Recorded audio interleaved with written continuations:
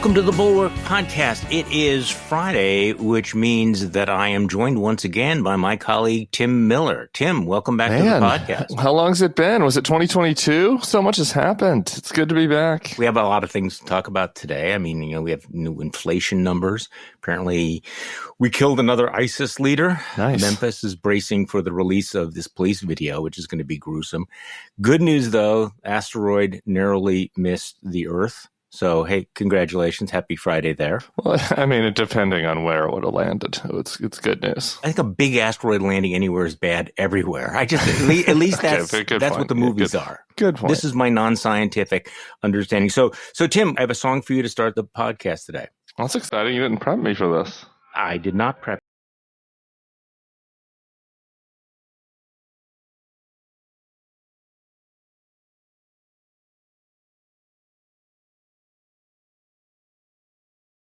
Is this on one of your playlists? I love that one. It doesn't make it on. I do make some good Spotify playlists for people who are interested, but I don't. Maybe I should do just kind of like a slow jam, some love songs, a little retro kind of Charlie Sykes themed thing. Because it does seem like your musical tastes. You have this hard candy shell, Charlie, but on the inside, a little different. You want some ballads. You like a ballad. That's true. You'd be amazed at what I actually listen to. So the reunited theme seems appropriate today, don't you think? Sure, of course. Well, I thought you were going to think it was about you. I thought that you were going to think that song was about you, Tim, when in fact... Like a You're So Vain type situation? I didn't say that. You're so vain. But actually, it's about me and Paul. Did you hear this? I'm so excited for this. I do have to object, though. The song better have been about me, because I don't know if you and Paul getting reunited feels so good or not. I don't know if you made it to the second part of the lyric. Well, we will see. This is the story. I think, as I've said before, Paul Ryan and I have been taking a break from one another for several years and seeing other people. But we are going to be sitting down here in my hometown of Milwaukee next month, talk about what's happened, where we're going, what the fuck. Right? So there is this evening with Paul Ryan, moderated by Charlie Sykes, Thursday, February 23rd, UWM Student Union. If you're around, you can get tickets. We'll try to get a recording. Or if you're interested in traveling to the Midwest in the middle of February, you might want to be able to come. But also I've asked people on my newsletter, if you have any ideas about what I should be asking the former speaker and member of the Fox Corporation board, let me know. Comment sections are open. Email's open. DM's open.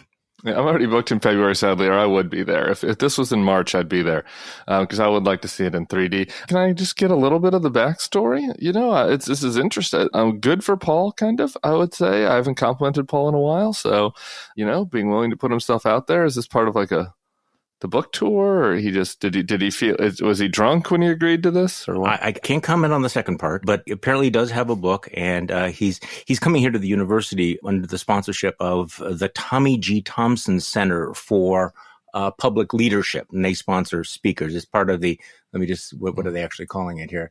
The UWM Distinguished Lecturers Series. So I got an email from the university saying, hey, we're having this. Would you like to be the moderator? And I said, can I call you about this? And I said, okay, yes, I'll say yes, but have you run this by the Ryan people? Are they okay with it? And they said, yes, absolutely. No problem whatsoever. We talked about it, and they said that is completely fine. I said, well, I've written some things about Paul, including my open letter to him in Political Magazine, which apparently got lost in the mail because I didn't get the response. Oh, and they knew about that. So I don't know. He's coming here, and he's okay with this.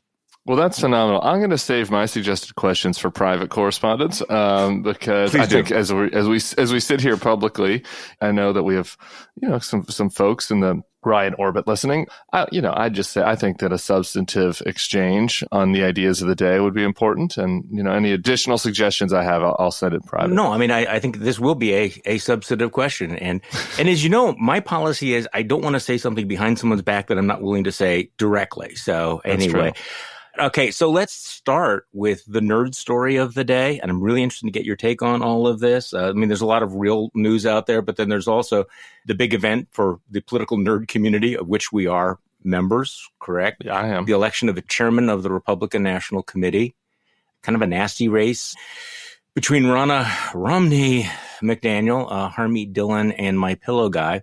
Ron DeSantis actually decided to weigh in yesterday. I don't know if that makes a difference, that it was time for new blood. So he's actually now praising Harmeet Dillon, who is, I think, last heard of as Kari Lake's lawyer. So, I mean, this is not like a never Trump challenge. I wrote about the election this morning and saying the choice boils down to you can vote for MAGA, more MAGA, or batshit crazy MAGA.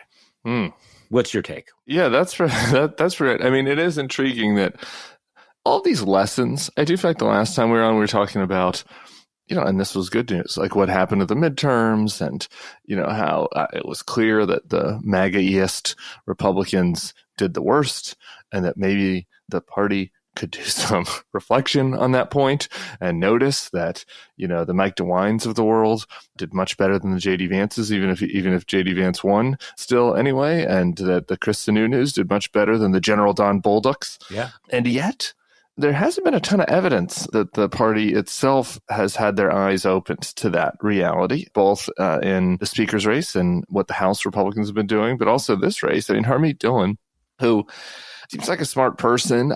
She's out here in San Francisco and was always kind of this sort of contrarian. Like at one point she was, one of these free speech types, right? And I don't know that she was ever like particularly MAGA-y conservative, socially conservative or whatever. She was just a San Francisco Republican, which by nature makes you a contrarian. And she's been a lawyer out here, but she'd pivoted in the last few years to be obviously a big advocate of the Stop the Steal movement, defensive of, anti-white racism, these sorts of MAGA culture war matters. And she becomes the alternative, it's not as if somebody became the alternative that was like, hey, maybe we should have had a party leader that, wasn't completely beholden to Donald Trump and didn't just like lick his toes at every opportunity, right? Like maybe that would have been the pivot. Obviously, there's no such candidate on the table. And so it's been kind of interesting to watch, this play out as Harmeet has put together this very weird coalition of like Mike Lindell, Lindell's in the race himself, but other, people one standard deviation to the normal side of Mike Lindell and their beliefs about election fraud, and the most Trumpy, the most crazed culturally MAGA folks. And then also the people on the committee who are, kind of more in what was left of the old establishment that want new blood and that are sick of Ronna and that are unhappy that she's given out consulting contracts to all the same people. And, so she's put together a very odd coalition, and it'll be interesting. The RNC, for people who don't know, I've been part of these races before, sadly. You worked there. Yeah. Yeah, I worked there, right? And when Reitz came in, he was new and there's a competitive race. So there are 168 people that make up the committee. Each state has 3.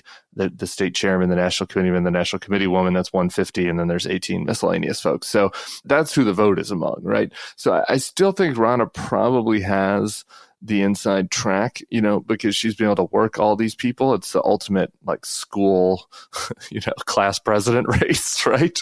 And Harmeet has been kind of working this outside angle, getting the Charlie Kirks of the world and the Tuckers, Steve Bannon, going on all those shows, getting the crazed listeners to like email their national committee man. These are people that no one's ever heard of and that never get emails. And now they're getting avalanched with emails from like Steve Bannon's listeners. Mm-hmm. And like, is that going to actually get these folks to change their mind? I don't know. The DeSantis thing piqued my interest. It doesn't feel like something that he would have done.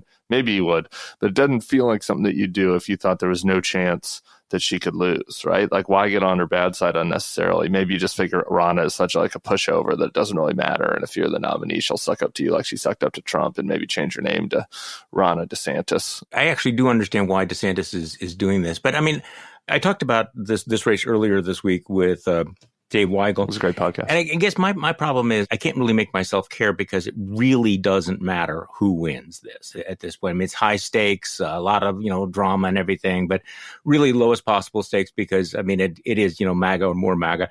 Also, the locus of power has shifted away from the organized political parties, to a lot of these outside third-party groups and everything. I mean, it's not like the chairman of the RNC is some sort of an arbiter who will make, major decisions. I mean, Ronna McDaniel did to the RNC chairmanship what Kevin McCarthy is doing to the speakership. She basically hollowed out the significance of it. So it doesn't really matter. But it is interesting. It's got some symbolic weight because the grassroots entertainment wing of the party is done with McDaniel. They got to tingle up their leg about Harmeet Dillon. And Ron DeSantis, who has had a very consistent strategy of clinging to the right edge of the party, keeping in touch with the Kirks and the grassroots. This is a nice signal. Win or lose, it doesn't matter really who wins, but it's certainly a signal that I'm not going to be outflanked on the right by anyone, including Donald Trump. So you really do see his thinking there. I do think that's right. And then, he makes the silly suggestion in the same interview. He's like, let's move the RNC out to real America, which is like the exact type of, bullshit. Never going to happen, low calories, I'm an outsider suggestion that you can make, to kind of signal to this crowd that you're not one of the swamp. So I think that's right. And people should, if they didn't, go listen to the Weigel podcast. It was really good. I was a little surprised you guys started out with the Oscars. Didn't know that Dave Weigel was an Oscars correspondent. I had no idea. After Sun was a favorite of mine. And I noticed you didn't ask me, but that's okay. I thought that his analysis on this was good. The reality on the RNC thing, just to put a bow in that, is it doesn't matter in the sense that the party did not lose because the RNC was bad. There is a lot of inside baseball machinations here. There's also a lot of money that flows to the RNC, a lot of contracts, a lot of people that used to be in the establishment, people that I might have written about in my book, who are old friends of mine are still on the take from this RNC because it's part of this new, sort of Frankenstein MAGA establishment merger that's in the building. Getting Harmeet in there might change that and get even more crazy people in there. So there might be some even potentially downside for the party on that side, but it also would kind of clean out some of these old consultants, which would feel nice. But as far as the elections are concerned, the group that really screwed the pooch was the National Republican Senate Committee. Mm-hmm. For folks listening, just really quick to understand how these campaigns work, the RNC is sort of this, funds all of the grassroots stuff and is this overarching umbrella committee. Now, the committees that actually have an influence in the races, there's one on the House side, one on the Senate side, the NRCC and the NRSC. The NRSC is the one that just botched everything to shit and put out a red carpet for Herschel Walker and didn't put their thumb on the scale in any of these competitive races. They end up with all these lunatics and they didn't even try to compete. I mean, that if you're really having a serious autopsy as a party and trying to decide what to do better, that is where you'd make the change. But instead we're having this kind of performative MAGA versus Morphin MAGA fight in the RNC, I think, which tells you a lot about whether they've actually learned any lessons from the midterms. There is no autopsy. And of course, you were part of that, the famous post-2012 autopsy, which I think is still just an interesting moment where the Republican National Committee, looked in the mirror and said, how can we make ourselves more inclusive? How can we, appeal more to Hispanic voters and young voters? And then proceeded, of course, to do the exact opposite of everything in that autopsy. What's interesting is that a political party that could not even bring itself to have a platform a couple of years ago is now not even going through the motions of any sort of an autopsy to explain why they keep losing the popular vote, why they're hemorrhaging support in the suburbs among women and young voters. No suggestion that, hey, maybe we ought to stop doing X, Y, or Z, or none of it. I mean, Harmeet Dillon's main, complaint seems to be that we ought to have more lawsuits, right? I mean, they've created this bubble in which their message and their appeal is just not on the table because they believe that everything has been rigged. And if they can just find a way to make it harder to vote or to have more lawsuits or whatever, they've kind of gone down that rabbit hole. And so they're not looking in the mirror at all. No platform, no autopsy, and no agenda, no policy agenda in the House right now. They've taken over the House with no desire to do anything. I gotta write that down. No platform, no autopsy, no agenda. Yeah, it's the trifecta. Thank you. Okay. Agenda. Yeah. Okay. Maybe things will change. The smart Republicans, the few the ones that'll still talk to me. Do you know what their real autopsy is? It's prayer that Donald Trump has a heart attack or loses to Ron DeSantis, and that Ron DeSantis can sprinkle some magic dust and make what happened in Florida happen in all these other states. That's the real no BS autopsy. That's what they think is going to happen. Okay. For people who are listening and think that you're being snarky, I think that is literally the case. However, I think among those two choices, they would much prefer the former because they know how messy the latter would be. Yeah. For sure. No. I've talked to several people. I'm working on a kind of a longer piece that might come out in a month about various why things went so wrong for the party in my home state. But so I've done several interviews about this, and it's not me saying it. It's like them volunteering it. Well, I think that things will change when, Ron DeSantis just takes over, and you see what he did in Florida. And it's just like, Florida's a unique place. Florida man is not just an internet meme. Yeah. And so, maybe we'll see. But I think that because they have that, like the success in Florida hanging over as the specter, and that he feels more normal to them, feels more like somebody that they can recognize. Maybe he's not exactly the same as Republicans in the pre-Trump era, but he's recognizable. They don't have to do any hard thinking or have to do any thinking about policy changes or any of that, right? Because they're just like, well, hopefully this just works out. And, if not, whatever, on to 2028, and we'll still be cashing our checks. Okay, so we do have some mixed signals here. And I wrote about this again in Morning Shots. If you subscribe, if you don't, please consider doing so. So if you look at the RNC on the surface, it looks like, okay, it's completely dominated by Trump, right? I mean, it's MAGA versus MAGA. He maintains this iron grip on the party. But we had this extraordinary story in the New York Times yesterday where the reporters called, emailed, or texted all 168 RNC members. And of the people that they were able to reach, only four offered an endorsement of Trump's 2024 campaign. Wow. 20 said Trump should not be the party's nominee. An additional 35 said they would like to see a big primary field or just didn't want to talk about Trump at all. So this is interesting, is that they're trying to find a way to square the circle of saying nice things about Trump, of showing fealty to Trump, but then distancing themselves from it. Okay, so is that significant at all? I mean, or is it just simply a matter that everybody's keeping their powder dry?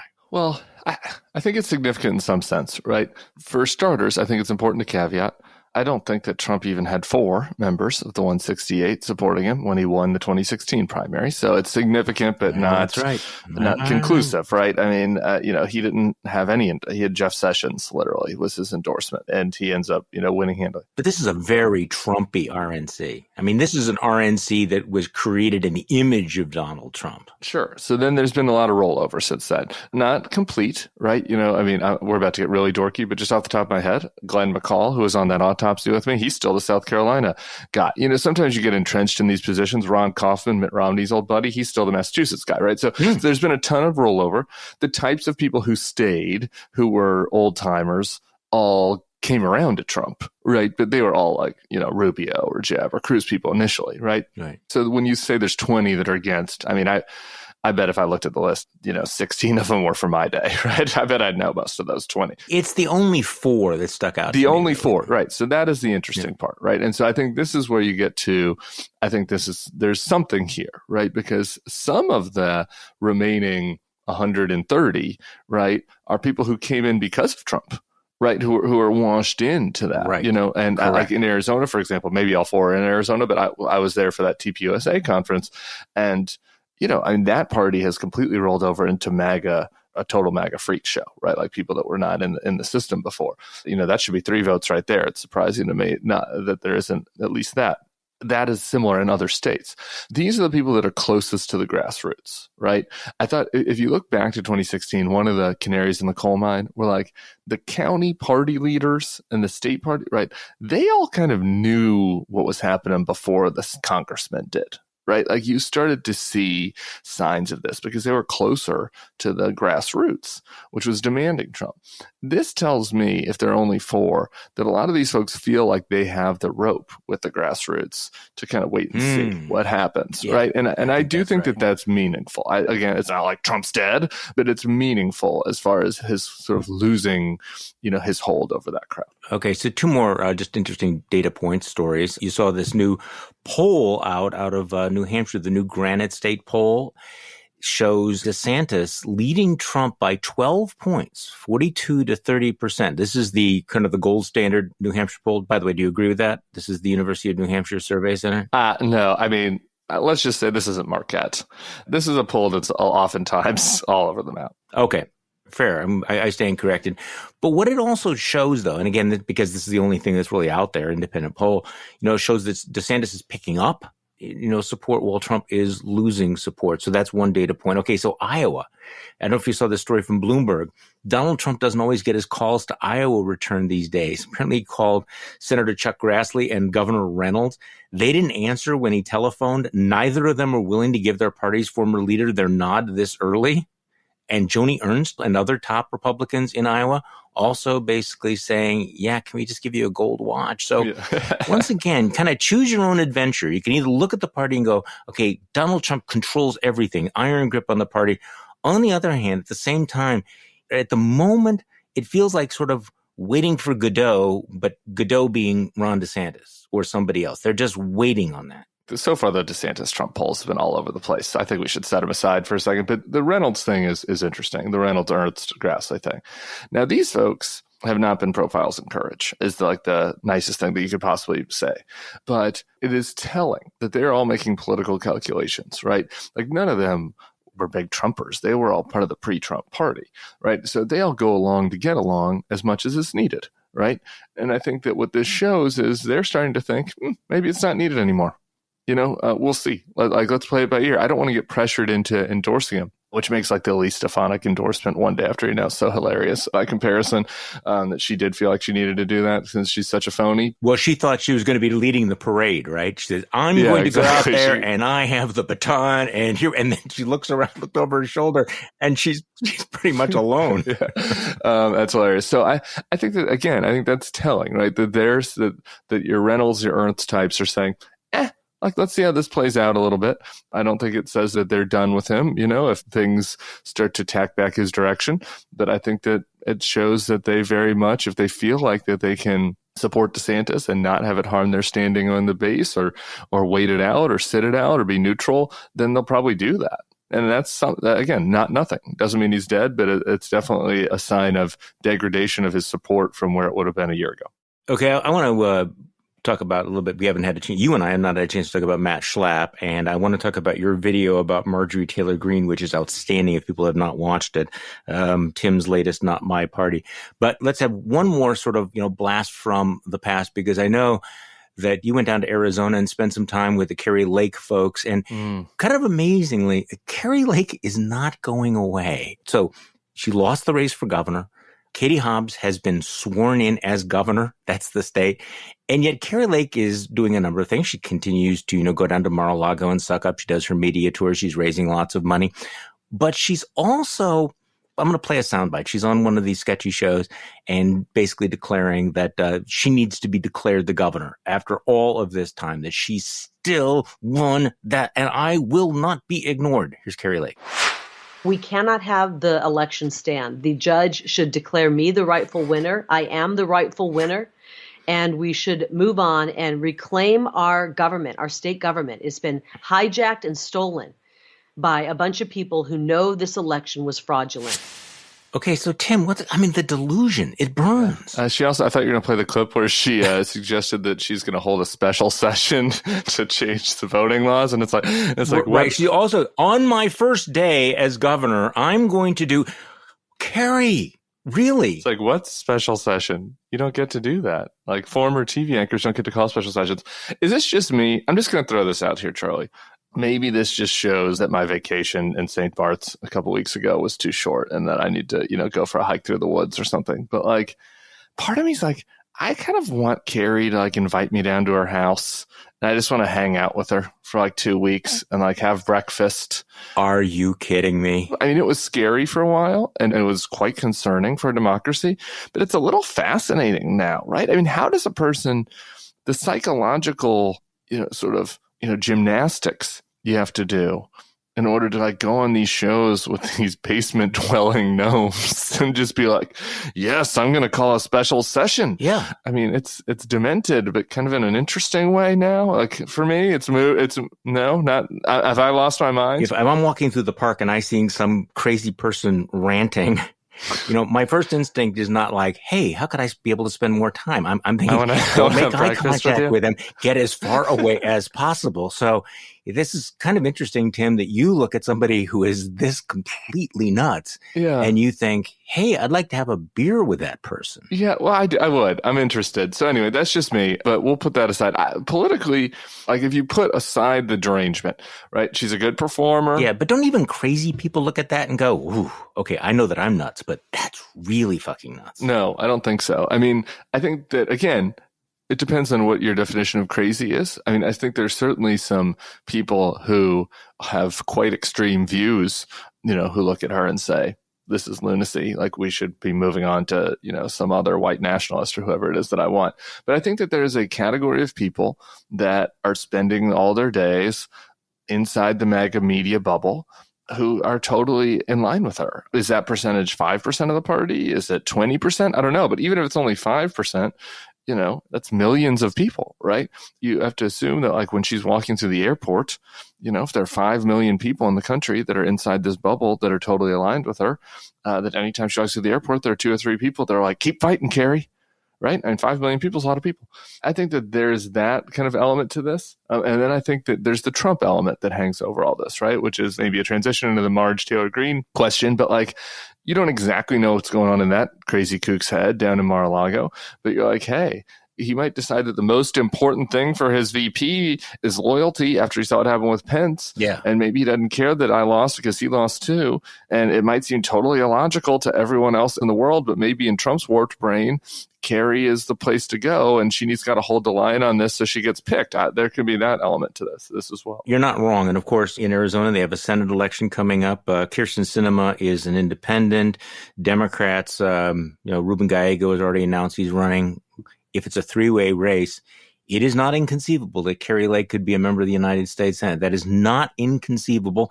And as we know, the Republicans will still rally around her if she's the Republican nominee for Senate in 2 years down there. Yeah, and she got 49% of the vote, right? So if you look at the Sinema, let's say Sinema pulls off 5% of Republicans only, which is maybe right? She could get 42%. That could be enough in a 3-way for sure. I still do not want to have a beer with her. I am not hanging with her. I don't want to have a beer with her like, oh, hey, me and Kari like watching the ball game. I want to like sleep in her guest room.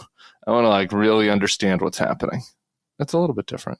No, is that even weirder for you? No, I'm sorry. The beer I could handle. The sleeping in Kari Lake's guest room thing. I'm going to have to think on that, Tim. Okay. So since we're on the slalom course of crazy here, you had a fantastic piece on your Not My Party video about Marjorie Taylor Green. And it really is, even in our crazy time, it really is amazing to think that this, how she has gone from QAnon crazy to queen of the GOP. I mean, as you point out, it was like 5 minutes ago that Kevin McCarthy's bosom buddy was ranting about crazy, offensive conspiracy theories. And yet she plays this outsized role in the Republican Party right now.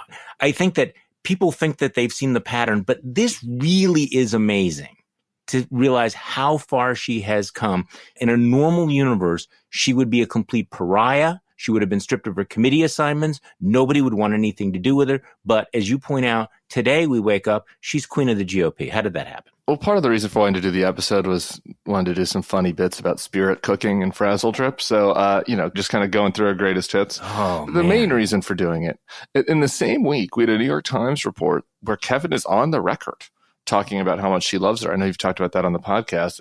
He wants to be in a foxhole with her.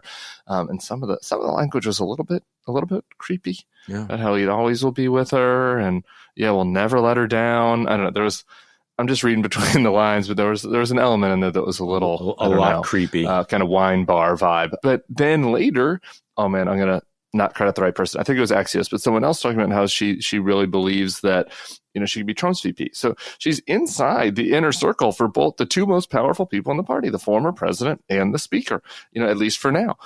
Like, how does this happen? And so what I wanted to do is tease out more something we've talked about, which is this concept of the MAGA establishment. I think she is the most prime example of this, right? Which is this merger, where there's always this talk of, there's the old line established Republicans against the MAGAs and they're always fighting. And like, it's kind of true, right? Like there is a little bit of that tension within the party, but the dominant force within the party is the people who have gotten comfortable with the merger. Yes. Right. And this McCarthy-Green merger is the most clear example of that. Like, they're the real establishment within the party. And the people that aren't comfortable with it, either because they're so MAGA, they don't want to ever talk to Kevin McCarthy, or because they're, the tiny caucus of cucks left, who are uncomfortable with the merger. Both of them are on the outliers. And there's this big, the big middle part of the bell curve that is now the party. And in a lot of ways, Marjorie has disproportionate power within that merger because she's the one that has the voters. Right. And Kevin has the inside game power. Right. And he has the gavel and he has the consultants. And there's certain things that he's going to have control of that she doesn't. Obviously, there was some amendment she put up yesterday that only got 14 votes. So there's some limits to her power.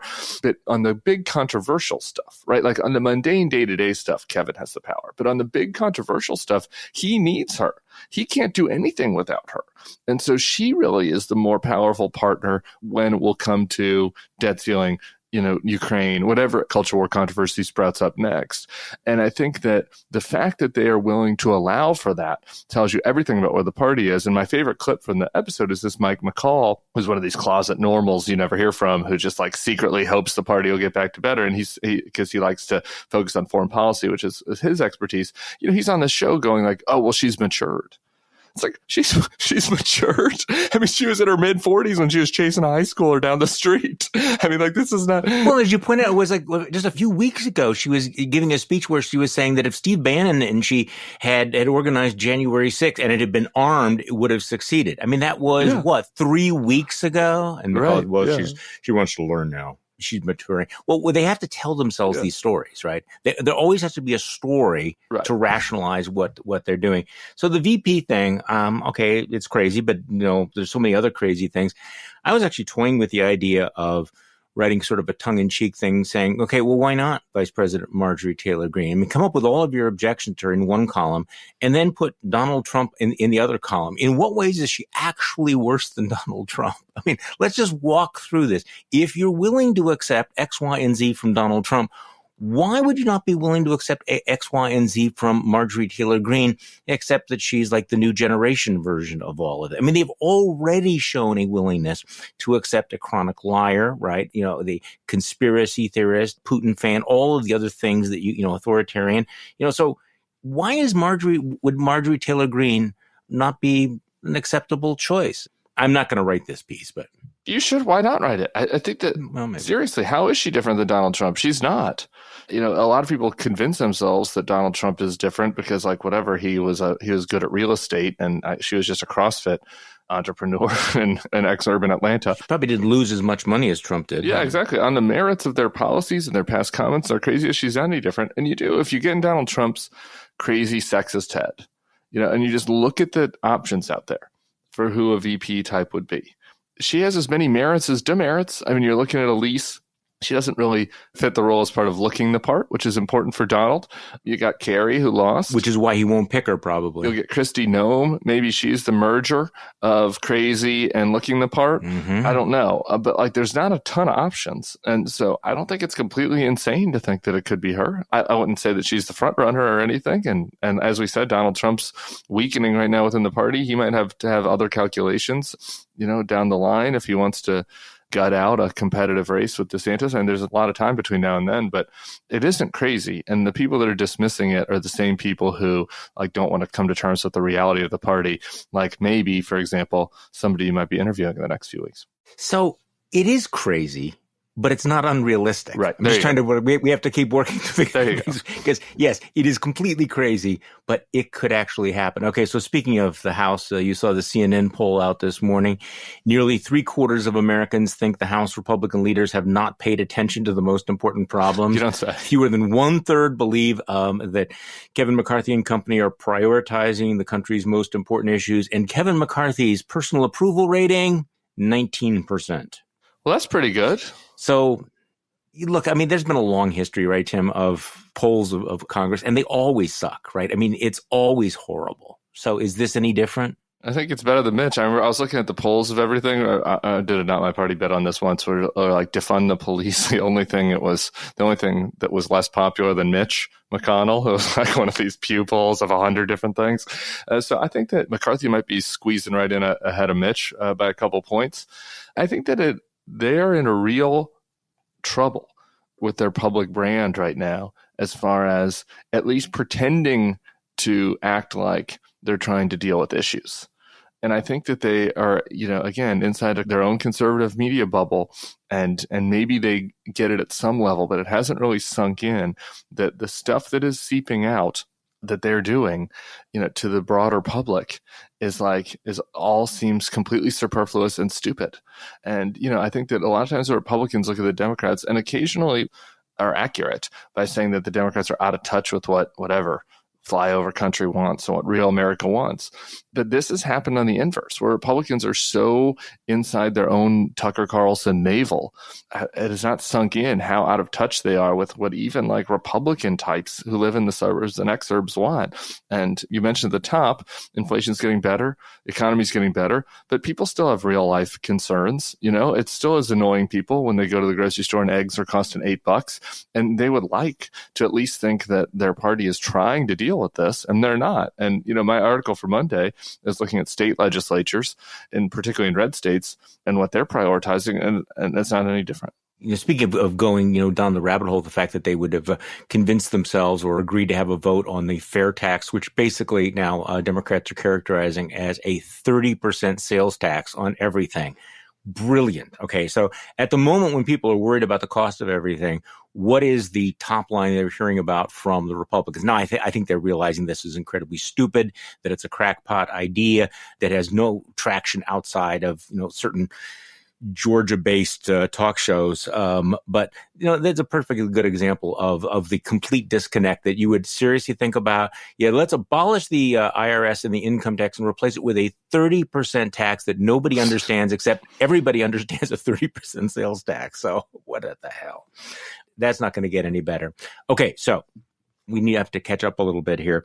The Matt Schlap story, which is ugly and depressing, and of course, we had a great piece yesterday by Joe Perticone, who pointed out that poor Matt Schlap, his grift is not going well. He's been losing some of his corporate lobbying clients, and now appears to be losing some of his clout in the Republican Party. There's still continuing fallout from the allegation of a Republican operative that he grabbed his crotch, pummeled his crotch, I think was. To say this has become ugly is putting it mildly. I mean, they are dropping, in fact, a couple of your old friends, feel free to mention this, dropping just vicious oppo research on the victim / whistleblower in this particular case. So how does this play out? I mean, look, Donald Trump proved the Republican Party is willing to look the other way about pussy grabbers. Or is the conservative movement going to look away from a, man junk fumbler? I mean, what? There's so many layers here that I'd like to cover on this story, Charlie. So just bear with me for a second. Number one, Joe Perticone's newsletter is fantastic. If folks haven't signed up for it, they should. He's over on the Hill, walking through the halls, asking the Republicans the questions that, a lot of the mainstream folks aren't asking them. And so he's doing great. Do sign up for that press pass. Agree. Number two, what Jesus really taught, Charlie, is that you should sexually assault other men against their will, and then you should defame them publicly. It's an old Christian teaching, deep in St. Paul to the Ephesians. Yeah. And then pray over it. Yeah. Yeah, it's sick. It's disgusting what they're doing. I know this is alleged, obviously, but boy, if folks have read the articles, there's a ton of documentation that the victim has put forth. And, there'd been other whispers about maybe not non-consensual, but this type of thing in the past from Schlap and the accused. I thought it was interesting that he still opened for Donald Trump in Mar-a-Lago after these reports came out. I think maybe that speaks to Trump's weakness. I don't know. It kind of seems like the type of thing that if I know Donald Trump, he's a gossip and, he likes to emasculate people. Well, of course. So you would think that, I don't know, maybe there were some little jabs at the head table that night, but maybe not. I don't know. Maybe Donald Trump is so desperate for friends right now that maybe this is another sign of his weakness, frankly, that he would have Schlap around. I don't know that Schlap himself, we'll see if he survives CPAC. And, again, a lot of this is how tight is he with the board and how well has he tightened his grips on leadership and all that.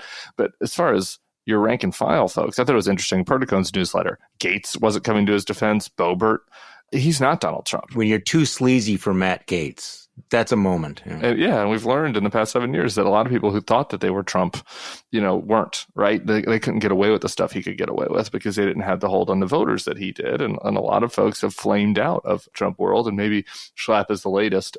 One last point before I want to get to a little memory lane, if you don't mind, is that they have an event in Hungary in May. CPAC. More love for Viktor Orban. Yeah. If you want one anecdote that encapsulates the whole party, it is, a guy accused of sexual assault against a man leading the leading conservative organization to go to a autocrat's country for the second year in a row, to celebrate traditional values. I just think that's a very nice. Perfect. Chef's kiss. At the core of Trump's world is we never apologize. We never admit anything. We have no shame whatsoever. We can get away with anything. So clearly, a guy like Matt Schlap is still going to be welcomed in that until he becomes too radioactive.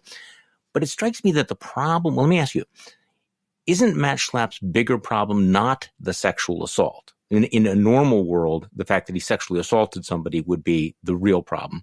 The real problem, however, in this universe that we inhabit, is that Matt Schlap did it to a man, that he might be gay. How do they square this, since this seems to be the leading fiery edge of the culture war right now? No doubt. And look at how Schlap has responded, right? If this was a woman accuser, a female accuser, it wouldn't be this behind-the-scenes subterfuge attacking her. Like Schlap would be out there doing what Trump did, right? Talking about how she's not her type. Yeah, exactly. Yeah. Whatever, right? I do think so. I think that I said this about Cawthorn. I think that was a main reason why they purged him. I mean, look, people are like, well, why did they purge Cawthorn but not Boebert and Gates and Gosar, et cetera? It's like, well, two reasons. One, he was threatening them directly with these accusations about the Koch parties or whatever he was saying. So I think that was one element of it. But two, because they had this, campaign that like alluded to potentially his homosexuality based on some of these pictures that I don't, it was all felt like kind of a stretch to me, right? But like those two things combined, I don't know if it would have worked if it was, oh, he's like an alpha male who's being annoying, right? It was like, oh yeah, he's hurting the conference and P.S. he might be gay, right? So I do think that this element is a big reason why why Schlap's acting the way he is and why he's so vulnerable. Can we just do a little, just one inch of Schadenfreude? I've gotten several emails lately from people who tell me that, sure. I guess we have some German aficionados who say that every single person at the Bulwark mispronounces Schadenfreude, and it's Schadenfreude. We have to pronounce the E. So there you go. Germanophiles, Schadenfreude. The car, Porsche, not Porsche. Yeah, Porsche. Yeah. You sound like such a douche if you say Porsche. I've seen a douche. You sound like a douche if you say Porsche. You know what? That's right. So even though that I know that it's wrong, I'm kind of clinging to it. Okay, there you go. Can I just paint a picture for you? Please. We're in the period between the 2016 election and the maybe inauguration. Probably Trump is the president-elect, and I used to go on Fox from time to time, and I no longer wanted to. I didn't want to deal with the bullshit. Yeah. And so one of my colleagues at my consulting firm at the time wanted to do more TV. So one of my old segments, I was like, why don't you do it this time? I don't want to, take the Trump questions. I don't want to deal with this right now. I was, in my dark period. And he was like, sure, but will you come with me to Fox? And I was like, okay. So we went to the green room together. We're sitting in the green room waiting for his hit. I'm prepping him a little bit. In walks Mercedes Schlap. She was up next. She was up next on the after my pal. And I said, hey, Mercedes, and I knew her a little bit. She had initially been a Jeb supporter, being from Florida. Conversation gets going in about a minute, and she says, Tim, I just got to tell you, I just got to ask, how are you going to rehabilitate your brand now that Trump is going to be the president? I mean, what are you going to do to get back in folks' good graces? And I kind of blacked out, so I don't exactly remember what I said, but the gist of it was kind of like, I think I'm going to be fine, Mercedes. Don't worry about it. She was obviously thinking about that herself. Clearly. And I was texting with my friend who I was with yesterday. I was like, this happened, right? I remembered this correctly. And he's like, oh yeah, I was there. That happened.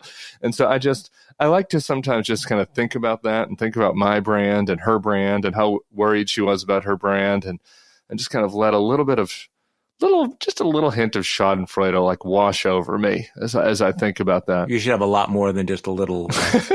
Well, what about the attacks on this guy? I mean, okay, nobody is naming him. Everybody knows who it is. and they are just dropping. They're trying to discredit him. Just talk to me about that. I mean, somebody that you write about in your book seems to be one of the leading campaigners here. I only know it's reported about like what the Schlap people are doing, right? So I don't know. Yeah, apparently Caroline is involved in that. This is Caroline Wren? Yeah, she hasn't said as much to me, but apparently she is. I guess why, I guess, is my big question as it comes to this. I mean, no, I just mean in the biggest picture. It's just like, okay, so they're going to ruin this person's life, and which seems to be happening.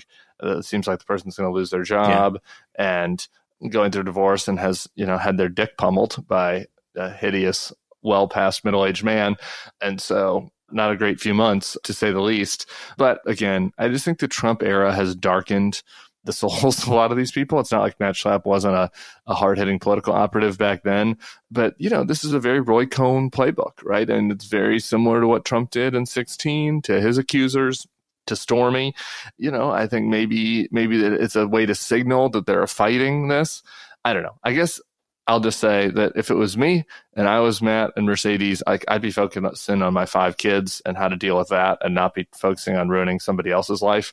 But I think that a lot of these folks have learned some pretty gross lessons from the past few years. And this has become now the pattern of the last few years. So I didn't find it surprising. I just find the level of viciousness to be rather notable. Okay, in the few minutes we have, speaking of people whose reputations are being pummeled, I don't know how Bill Barr's reputation comes back from what we're now learning about his role in the Durham investigation. Big story in the New York Times by Charlie Savage. Let me just read some of the high points on all of it. What a complete cluster the Durham investigation was. Barr and Durham never disclosed their inquiry expanded in the fall of 2019 based on a tip from Italian officials to include a criminal investigation into suspicious financial dealings related to Mr. Trump. And yet, Barr and others went out and implied, once it was reported that it was a criminal investigation, that maybe it was somebody else. So they lied, they misled people. Durham used Russian intelligence memos suspected by other officials of containing disinformation to gain access to emails of an aide to George Soros.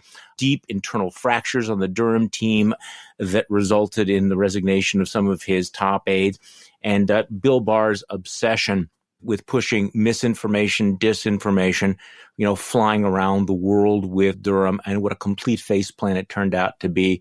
It's hard to read this and imagine that Bill Barr's legal reputation will recover from it. But then again, perhaps we're naive to think that reputations matter at all anymore. What do you think? Yeah, I mean, the bar is so low these days, no pun intended, as far as, since he did the quote unquote right-ish thing around the election.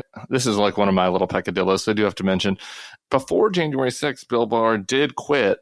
And in his resignation letter, talk about how Donald Trump was the greatest thing since Napoleon or whatever. Yeah. And so, again, I don't know that Bill Barr saying when he resigned, hey, this is untrue, would have stopped January 6th, but it might have. I don't, we never know. Actions do have consequences. So for me, Bill Barr has always been a zero, and I've not liked his laundering of his reputation even before this. The Durham thing stunk from the start. Anyone that was paying attention to it knew that this was a total con job. The idea that Bill Barr and John Durham were doing a little White Lotus vacation in Italy, to try to track down Joseph Misfood and the satellites. I mean, it was all these guys were all so far up their own ass that they really thought that there was an Italian spy that was involved in all this. And it was all straight. It was preposterous. The whole thing was preposterous from the start. And I don't want to get down into conspiracy land, but I think that there've been an interesting lack of coverage on, the FBI leader who was apparently on the take from Deripaska during this time. I don't know if people saw this story, but some of the Republicans were trying to push this out as acting like it was vindicating Trump, right? That there's this idea that there's one of the FBI. Maybe the opposite. Yeah, maybe the opposite. One of the FBI investigators was on the payroll of Deripaska, who was the Russian oligarch that had an intermediary speaking with Manafort. TBD, I think it's just a story that I'm following. You know what? I completely agree with you. In fact, I've been waiting for somebody to explain this clearly. What was his role in all of that, and how did he influence the trajectory of the investigation, the leaks about the investigation, disinformation about the investigation? And you're right. This is a huge story, and I don't feel that it's been explained clearly enough yet. And so if anybody actually knows somebody who has explained it clearly and credibly, I would be very interested. Yeah, same. So we're monitoring that one for sure. And I think that, you remember, and again, I'm not saying that because I don't know, but whether there's a tie here, but the FBI leader in question here was from the New York office, which was the office that famously leaked to the New York Times that there was no there yes. on the Russia-Trump collusion very shortly before the election. And that leak, I think, was about as important as anything, when you look back at 2016 counterfactuals. So, TBD. No, this is why this is an important story, and I want to understand it better. There's also part of me that wonders at what point are we going to be done with the 2016 election? Can we ever move on? Never. The answer is never. Absolutely right. Absolutely never. Tim, it is great to have you back on again. Appreciate it. Charlie, great to be with you. Have a good weekend, everybody. We'll talk to you soon. And thank you all for listening to this weekend's Bulwark podcast. I'm Charlie Sykes. We will be back on Monday, and we'll do this all over again. The Bulwark podcast is produced by Katie Cooper and engineered and edited by Jason Brown.